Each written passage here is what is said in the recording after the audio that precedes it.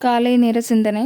இருப்பதில் திருப்தி அடையாவிட்டால் நம் அன்றாடம் வாழும் வாழ்க்கையில் ஏற்படும் விரக்திகளுக்கு மூல காரணம் பேராசையும் அது நிறைவேறாமல் போனால் ஏற்படும் ஏமாற்றமும் துயரமும் தான் காரணம். இதில் சிக்காமல் இருப்பதற்கு ஒரே வழி, நம்மிடம் என்ன உள்ளதோ அதை வைத்து திருப்தி அடைவதே சாலச் சிறந்தது. ஒரு குட்டி கதை. குருவிடம் வந்தான் ஒருவன். குருவே, என்னால் மகிழ்ச்சியாக இருக்க முடியவில்லை, மனசு எதையோ தேடிக்கிட்டே இருக்கு என்றான் வந்தவன். அப்படியா என்றார் குரு.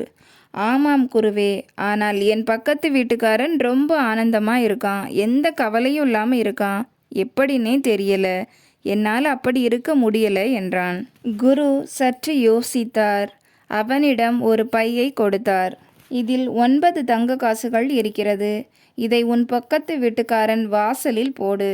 அதன் பிறகு என்ன நடக்கிறது என்று சொல் என்றார். குரு சொன்னபடியே செய்தான் வந்தவன். 3 நாட்கள் கழித்து குருவிடம் வந்தான்.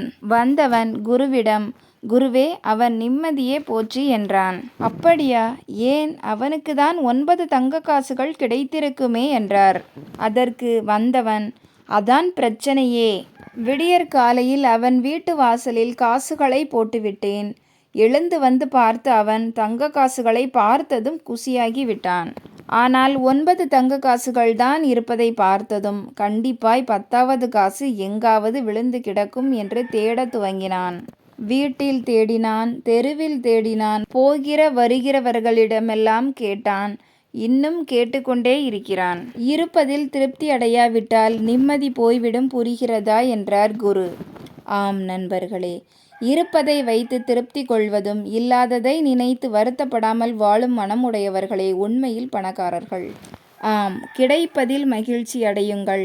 இருப்பதில் திருப்தி அடையாவிட்டால் நிம்மதி போய்விடும். முகமலர்ச்சியோடும் நம்பிக்கையுடனும் எழுந்து புதிய நாளை துவங்க இறைவன் அருள் புரியட்டும். நல்லதே நினைப்போம், நல்லதே நடக்கும். நல்ல எண்ணங்களுடன் இன்றைய நாளை தொடங்குவோம். இந்த நாள் இனிய நாளாகட்டும். வாழ்க வளமுடன். நன்றி.